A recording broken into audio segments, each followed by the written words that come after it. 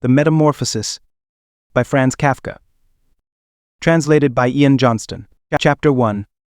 One morning, as Gregor Samsa was waking up from anxious dreams, he discovered that in bed he had been changed into a monstrous verminous bug. He lay on his armor-hard back and saw, as he lifted his head up a little, his brown, arched abdomen divided up into rigid bow-like sections. From this height the blanket, just about ready to slide off completely, could hardly stay in place. His numerous legs, pitifully thin in comparison to the rest of his circumference, flickered helplessly before his eyes. What's happened to me, he thought.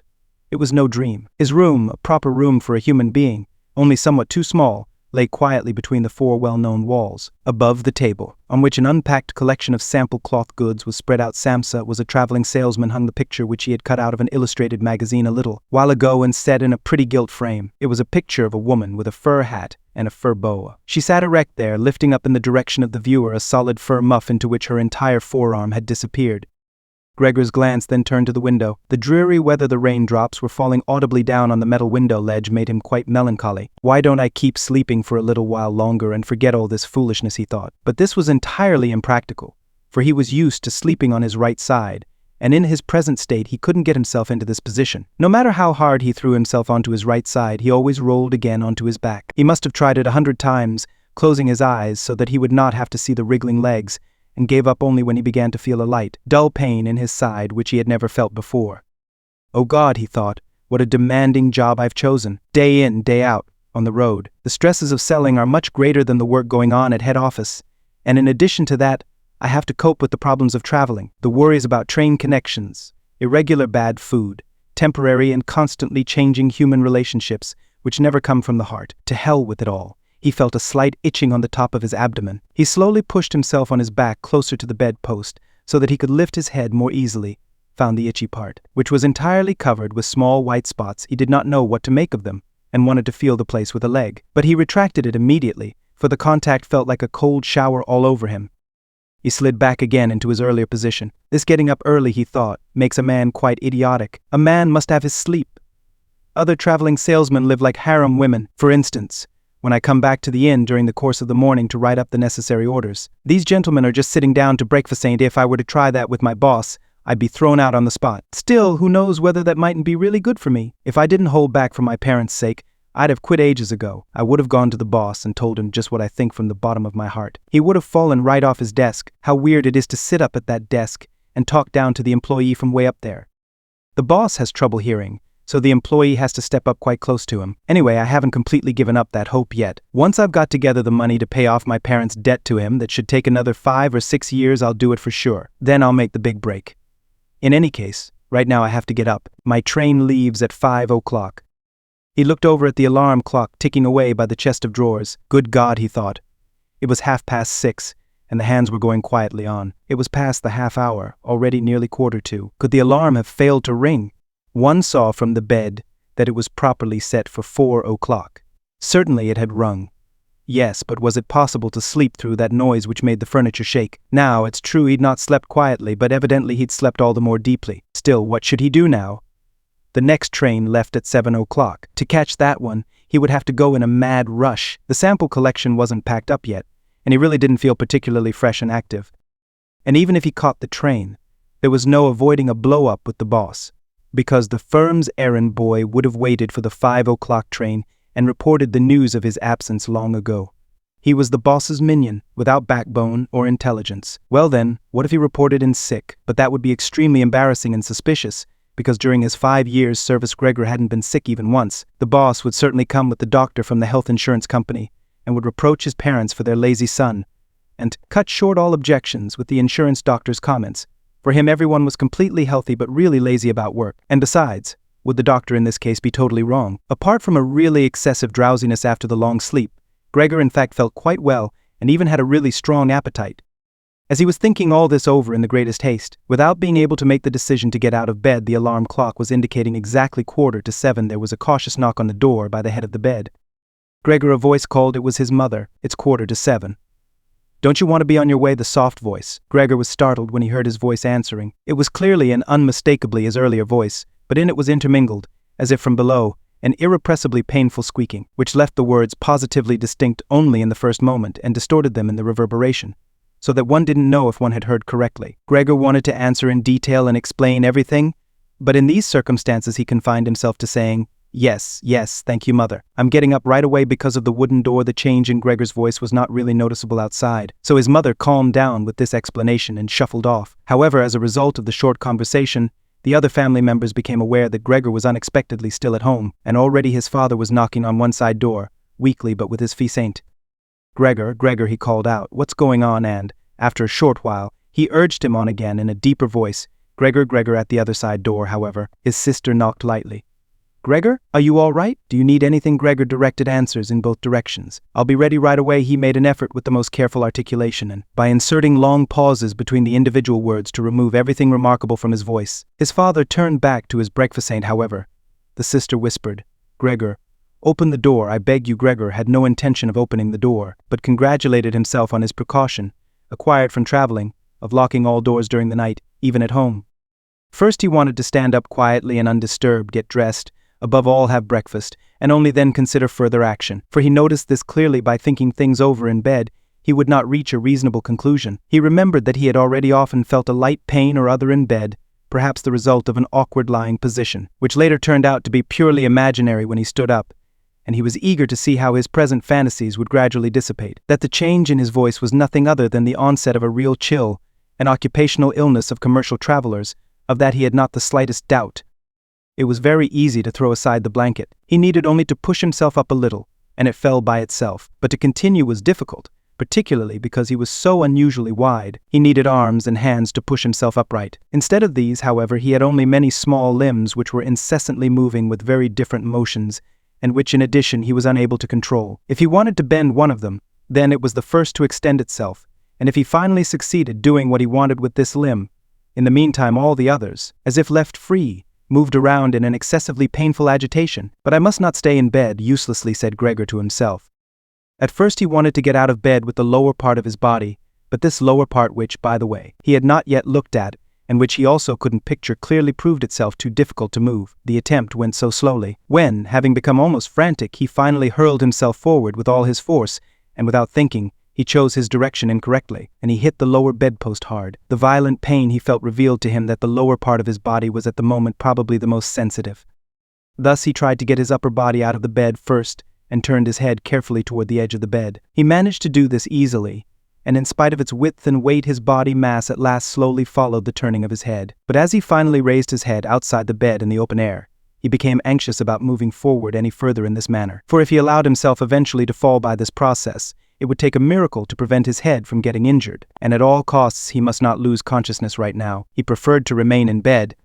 However, after a similar effort, while he lay there again, sighing as before, and once again saw his small limbs fighting one another, if anything worse than earlier, and didn't see any chance of imposing quiet and order on this arbitrary movement. He told himself again that he couldn't possibly remain in bed and that it might be the most reasonable thing to sacrifice everything, if there was even the slightest hope of getting himself out of bed in the process. At the same moment, however, he didn't forget to remind himself from time to time of the fact that calm, indeed the calmest reflection, might be better than the most confused decisions. At such moments he directed his gaze as precisely as he could toward the window.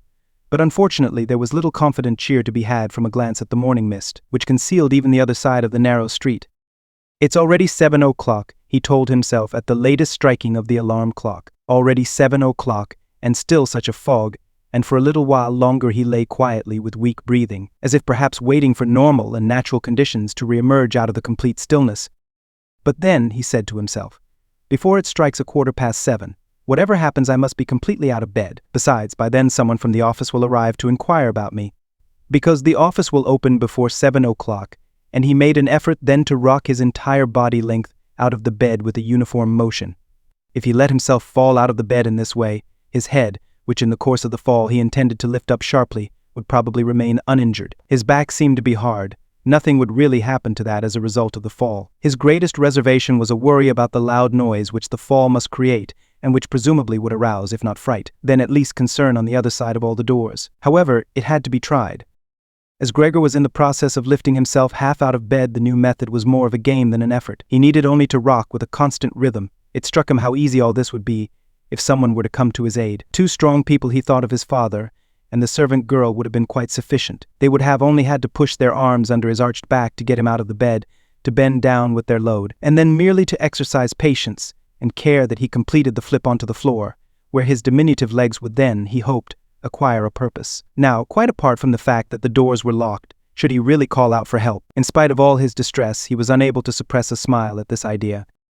He had already got to the point where, by rocking more strongly, he maintained his equilibrium with difficulty, and very soon he would finally have to decide, for in 5 minutes it would be 7:15. Then there was a ring at the door of the apartment. That's someone from the office, he told himself, and he almost froze while his small limbs only danced around all the faster. For one moment everything remained still. They aren't opening, Gregor said to himself, caught up in some absurd hope. But of course then, as usual, the servant girl with her firm tread went to the door and opened it. Gregor needed to hear only the first word of the visitor's greeting to recognize immediately who it was, the manager himself. Why was Gregor the only one condemned to work in a firm where, at the slightest lapse, someone immediately attracted the greatest suspicion? Were all the employees then collectively, one and all, scoundrels? Among them was there then no truly devoted person who, if he failed to use just a couple of hours in the morning for office work, would become abnormal from pangs of conscience and really be in no state to get out of bed? Was it really not enough to let an apprentice make inquiries? If such questioning was even necessary, must the manager himself come, and, in the process, must it be demonstrated to the entire innocent family that the investigation of this suspicious circumstance could be entrusted only to the intelligence of the manager? And more as a consequence of the excited state in which this idea put Gregor than as a result of an actual decision, he swung himself with all his might out of the bed. There was a loud thud, but not a real crash. The fall was absorbed somewhat by the carpet, and in addition his back was more elastic than Gregor had thought. For that reason the dull noise was not quite so conspicuous, but he had not held his head up with sufficient care and had hit it. He turned his head, irritated and in pain, and rubbed it on the carpet. "Something has fallen in there," said the manager in the next room on the left. Gregor tried to imagine to himself whether anything similar to what was happening to him today could have also happened at some point to the manager. At least one had to concede the possibility of such a thing. However, as if to give a rough answer to this question, the manager now, with a squeak of his polished boots, took a few determined steps in the next room. From the neighboring room on the right the sister was whispering to inform Gregor. "Gregor, the manager is here, I know," said Gregor to himself, but he did not dare make his voice loud enough so that his sister could hear. Gregor, his father now said from the neighboring room on the left, "Mr. Manager has come and is asking why you have not left on the early train. We don't know what we should tell him. Besides, he also wants to speak to you personally. So please open the door. He will be good enough to forgive the mess in your room." In the middle of all this, the manager called out in a friendly way, "Good morning. Mr. Samsa, he is not well," said his mother to the manager, while his father was still talking at the door. "He is not well. Believe me, Mr. Manager. Otherwise, how would Gregor miss a train? The young man has nothing in his head except business. I'm almost angry that he never goes out at night. Right now he's been in the city 8 days, but he's been at home every evening. He sits here with us at the table and reads the newspaper quietly or studies his travel schedules. It's quite a diversion for him to busy himself with fretwork. For instance, he cut out a small frame over the course of 2 or 3 evenings. You'd be amazed how pretty it is. It's hanging right inside the room. You'll see it immediately, as soon as Gregor opens the door. Anyway, I'm happy that you're here, Mr. Manager. By ourselves, we would never have made Gregor open the door. He's so stubborn, and he's certainly not well, although he denied that this morning." "I'm coming right away," said Gregor slowly and deliberately, and didn't move so as not to lose one word of the conversation. "My dear lady, I cannot explain it to myself in any other way," said the manager. "I hope it is nothing serious. On the other hand, I must also say that we business people, luckily or unluckily, however one looks at it, very often simply have to overcome a slight indisposition for business reasons. So can Mr. Manager come in to see you now?" asked his father impatiently, and knocked once again on the door. "No," said Gregor. In the neighboring room on the left, a painful stillness descended. In the neighboring room on the right, the sister began to sob. Why didn't his sister go to the others? She'd probably just gotten up out of bed now, and hadn't even started to get dressed yet. Then why was she crying? Because he wasn't getting up, and wasn't letting the manager in. Because he was in danger of losing his position, and because then his boss would badger his parents once again with the old demands. Those were probably unnecessary worries right now. Gregor was still here and wasn't thinking at all about abandoning his family. At the moment he was lying right there on the carpet, and no one who knew about his condition would have seriously demanded that he let the manager in. But Gregor wouldn't be casually dismissed right away because of this small discourtesy, for which he would find an easy and suitable excuse later on. It seemed to Gregor that it might be far more reasonable to leave him in peace at the moment, instead of disturbing him with crying and conversation. But it was the very uncertainty which distressed the others and excused their behavior.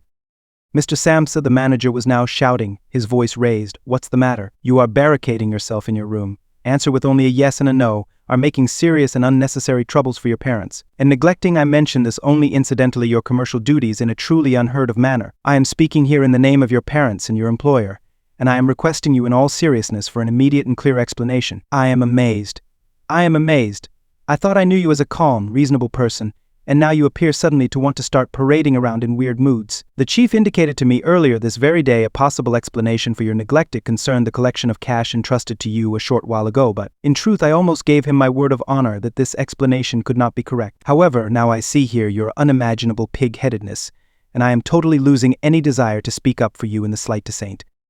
And your position is not at all the most secure. Originally I intended to mention all this to you privately, but since you are letting me waste my time here uselessly, I don't know why the matter shouldn't come to the attention of your parents. Your productivity has also been very unsatisfactory recently. Of course, it's not the time of year to conduct exceptional business, we recognize that, but a time of year for conducting no business, there is no such thing at all, Mr. Samsa, and such a thing must never be. But Mr. Manager called Gregor, beside himself, and in his agitation, forgetting everything else, I'm opening the door immediately this very moment. A slight indisposition, a dizzy spell, has prevented me from getting up. I'm still lying in bed right now, but I'm quite refreshed once again. I'm in the midst of getting out of bed. Just have patience for a short moment. Things are not going as well as I thought, but things are all right. How suddenly this can overcome someone. Only yesterday evening everything was fine with me. My parents certainly know that. Actually, just yesterday evening I had a small premonition. People must have seen that in me. Why have I not reported that to the office? But people always think that they'll get over sickness without having to stay at home. Mr. Manager, take it easy on my parents. There is really no basis for the criticisms which you're now making against me, and really nobody has said a word to me about that. Perhaps you have not read the latest orders which I shipped. Besides, now I'm setting out on my trip on the 8 o'clock train. The few hours' rest have made me stronger. Mr. Manager, do not stay. I will be at the office in person right away. Please have the goodness to say that and to convey my respects to the chief. While Gregor was quickly blurting all this out, hardly aware of what he was saying, he had moved close to the chest of drawers without effort, probably as a result of the practice he had already had in bed, and now he was trying to raise himself up on it. Actually, he wanted to open the door. He really wanted to let himself be seen by, and to speak with the manager. He was keen to witness what the others now asking about him would say when they saw him. If they were startled, then Gregor had no more responsibility and could be calm. But if they accepted everything quietly, then he would have no reason to get excited and, if he got a move on, could really be at the station around 8 o'clock. At first he slid down a few times on the smooth chest of drawers, but at last he gave himself a final swing and stood upright there. He was no longer at all aware of the pains in his lower body, no matter how they might still sting. Now he let himself fall against the back of a nearby chair, on the edge of which he braced himself with his thin limbs. By doing this he gained control over himself and kept quiet, for he could now hear the manager. "Did you understood a single word?" the manager asked the parents. "Is he playing the fool with us, for God's sake?" cried the mother, already in tears. "Perhaps he's very ill, and we're upsetting him." Great, she yelled at that point. Mother called the sister from the other side. They were making themselves understood through Gregor's room. "You must go to the doctor right away. Gregor is sick. Hurry to the doctor." "Have you heard Gregor speak yet?" That was an animal's voice, said the manager, remarkably quietly in comparison to the mother's cries. "Anna!" Anna yelled the father through the hall into the kitchen, clapping his hands. "Fetch a locksmith right away." The two young women were already running through the hall with swishing skirts. How had his sister dressed herself so quickly, and yanked open the doors of the apartment? One couldn't hear the doors closing at all. They probably had left them open, as is customary in an apartment where a huge misfortune has taken place. However, Gregor had become much calmer. All right? People did not understand his words anymore, although they seemed clear enough to him, clearer than previously, perhaps because his ears had gotten used to them. But at least people now thought that things were not all right with him, and were prepared to help him. The confidence and assurance with which the first arrangements had been carried out made him feel good. He felt himself included once again in the circle of humanity, and was expecting from both the doctor and the locksmith, without differentiating between them with any real precision, splendid and surprising results. In order to get as clear a voice as possible for the critical conversation which was imminent, he coughed a little, and certainly took the trouble to do this in a really subdued way, since it was possible that even this noise sounded like something different from a human cough. He no longer trusted himself to decide any more. Meanwhile, in the next room, it had become really quiet. Perhaps his parents were sitting with the manager at the table whispering. Perhaps they were all leaning against the door listening. Gregor pushed himself slowly towards the door. With the help of the easy chair, let go of it there, threw himself against the door, held himself upright against it. The balls of his tiny limbs had a little sticky stuff on them, and rested there momentarily from his exertion. Then he made an effort to turn the key in the lock with his mouth. Unfortunately, it seemed that he had no real teeth. How then was he to grab hold of the key? But to make up for that, his jaws were naturally very strong. With their help, he managed to get the key really moving. He didn't notice that he was obviously inflicting some damage on himself, for a brown fluid came out of his mouth, flowed over the key, and dripped onto the floor. "Just listen for a moment," said the manager in the next room. "He's turning the key for Gregor." That was a great encouragement, but they all should have called out to him, including his father and mother. "Come on, Gregor," they should have shouted. "Keep going. Keep working on the lock." Imagining that all his efforts were being followed with suspense, he bit down frantically on the key with all the force he could muster. As the key turned more, he danced around the lock. Now he was holding himself upright only with his mouth, and he had to hang onto the key or then press it down again with the whole weight of his body as necessary. The quite distinct click of the lock as it finally snapped really woke Gregor up. Breathing heavily, he said to himself, "So I didn't need the locksmith," and he set his head against the door handle to open the door completely.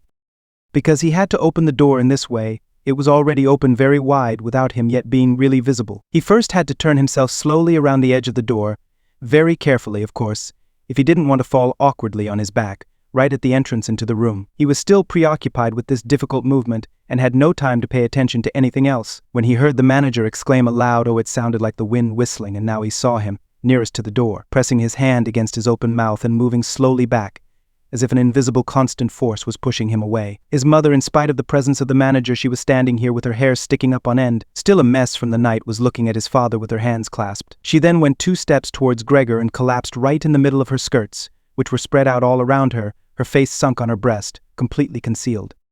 His father clenched his fist with a hostile expression, as if he wished to push Gregor back into his room, then looked uncertainly around the living room, covered his eyes with his hands, and cried so that his mighty breast shook. At this point Gregor did not take 1 step into the room, but leaned his body from the inside against the firmly bolted wing of the door, so that only half his body was visible, as well as his head, tilted sideways, with which he peeped over at the others. Meanwhile it had become much brighter. Standing out clearly from the other side of the street was a part of the endless gray-black house. Situated opposite it was a hospital with its severe regular windows breaking up the facade. The rain was still coming down, but only in large individual drops, visibly and firmly thrown down one by one onto the ground. The breakfast dishes were standing piled around on the table, because for his father breakfast was the most important mealtime in the day, which he prolonged for hours by reading various newspapers. Directly across on the opposite wall hung a photograph of Gregor from the time of his military service. It was a picture of him as a lieutenant, as he, smiling and worry-free, with his hand on his sword, demanded respect for his bearing and uniform. The door to the hall was ajar, and since the door to the apartment was also open, one could see out into the landing of the apartment and the start of the staircase going down. "Now," said Gregor, well aware that he was the only one who had kept his composure, "I'll get dressed right away, pack up the collection of samples and set off. You'll allow me to set out on my way, will you not? You see, Mr. Manager, I am not pig-headed, and I am happy to work. Traveling is exhausting, but I couldn't live without it." "Where are you going, Mr. Manager? To the office? Really? Will you report everything truthfully? A person can be incapable of work momentarily, but that's precisely the best time to remember the earlier achievements and to consider that later. After the obstacles have been shoved aside, the person will work all the more eagerly and intensely. I am really so indebted to Mr. Chief, you know that perfectly well. On the other hand, I am concerned about my parents and my sister. I'm in a fix, but I'll work myself out of it again. Don't make things more difficult for me than they already are. Speak up on my behalf in the office. People don't like traveling salesmen. I know that. People think they earn pots of money and thus lead a fine life. People don't even have any special reason to think through this judgment more clearly. But you, Mr. Manager, you have a better perspective on what's involved than other people. Even, I tell you in total confidence, a better perspective than Mr. Chairman himself, who in his capacity as the employer may let his judgment make casual mistakes at the expense of an employee. You also know well enough that the traveling salesman who is outside the office almost the entire year can become so easily a victim of gossip, coincidences, and groundless complaints, against which it's impossible for him to defend himself, since for the most part he doesn't hear about them at all, and only then when he's exhausted after finishing a trip, and at home gets to feel in his own body the nasty consequences, which can't be thoroughly explored back to their origins. Mr. Manager, don't leave without speaking a word, telling me that you'll at least concede that I'm a little in the right." But at Gregor's first words the manager had already turned away, and now he looked back at Gregor over his twitching shoulders with pursed lips. During Gregor's speech he was not still for a moment, but kept moving away towards the door, without taking his eyes off Gregor, but really gradually, as if there was a secret ban on leaving the room. He was already in the hall, and given the sudden movement with which he finally pulled his foot out of the living room, one could have believed that he had just burned the sole of his foot. In the hall, however, he stretched his right hand out away from his body towards the staircase, as if some truly supernatural relief was waiting for him there. Gregor realized that he must not under any circumstances allow the manager to go away in this frame of mind, especially if his position in the firm was not to be placed in the greatest danger. His parents did not understand all this very well. Over the long years, they had developed the conviction that Gregor was set up for life in his firm, and in addition, they had so much to do nowadays with their present troubles that all foresight was foreign to them. But Gregor had this foresight. The manager must be held back, calmed down, convinced, and finally won over. The future of Gregor and his family really depended on it. If only the sister had been there. She was clever. She had already cried while Gregor was still lying quietly on his back, and the manager, this friend of the ladies, would certainly let himself be guided by her. She would have closed the door to the apartment and talked him out of his fright in the hall. But the sister was not even there. Gregor must deal with it himself. Without thinking that, as yet, he didn't know anything about his present ability to move, and that his speech probably had once again not been understood. He left the wing of the door, pushed himself through the opening, and wanted to go over to the manager, who was already holding tight onto the handrail with both hands on the landing in a ridiculous way. But as he looked for something to hold on to, with a small scream, Gregor immediately fell down onto his numerous little legs. Scarcely had this happened, when he felt for the first time that morning a general physical well-being. The small limbs had firm floor under them. They obeyed perfectly, as he noticed to his joy, and strove to carry him forward in the direction he wanted. Right away he believed that the final amelioration of all his suffering was immediately at hand, but at the very moment when he lay on the floor rocking in a restrained manner quite close and directly across from his mother, who had apparently totally sunk into herself, she suddenly sprang right up with her arms spread far apart and her fingers extended and cried out, "Help! For God's sake, help!" She held her head bowed down, as if she wanted to view Gregor better, but ran senselessly back, contradicting that gesture, forgetting that behind her stood the table with all the dishes on it. When she reached the table, she sat down heavily on it, as if absent-mindedly, and did not appear to notice at all that next to her coffee was pouring out onto the carpet in a full stream from the large overturned container.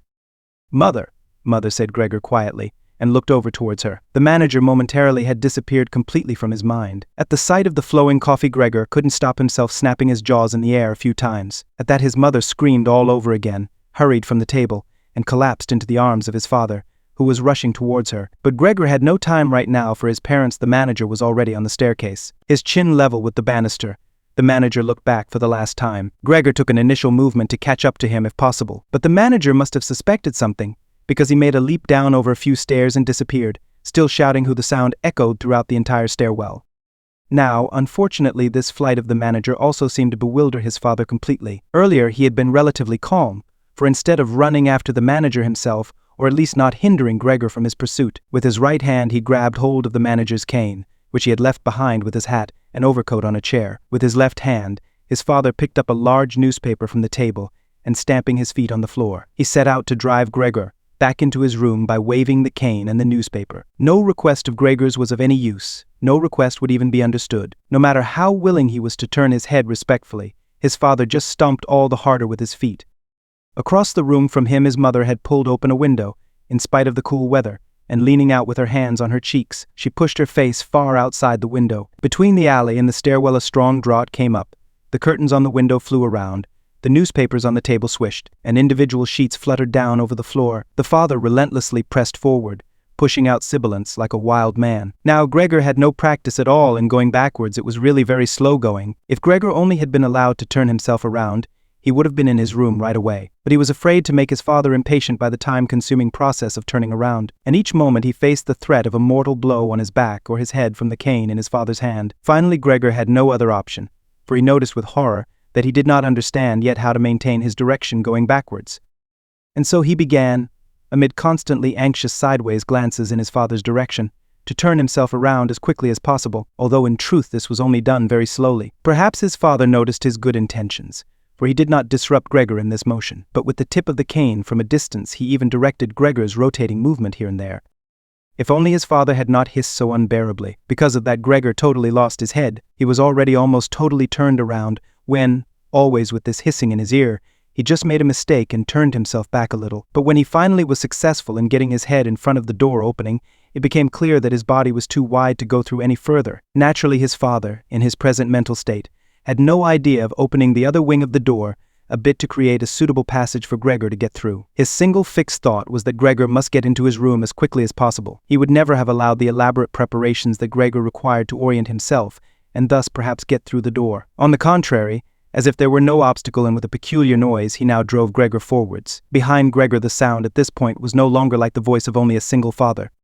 Now it was really no longer a joke, and Gregor forced himself, come what might, into the door. One side of his body was lifted up. He lay at an angle in the door opening. His one flank was sore with the scraping. On the white door, ugly blotches were left. Soon he was stuck fast, and would have not been able to move any more on his own. The tiny legs on one side hung twitching in the air above, and the ones on the other side were pushed painfully into the floor. Then his father gave him one really strong, liberating push from behind, and he scurried, bleeding severely, far into the interior of his room. The door was slammed shut with the cane, and finally it was quiet. This concludes the first part of 3 total of The Metamorphosis by Franz Kafka, translated by Ian Johnston, produced by Best Audiobooks for free.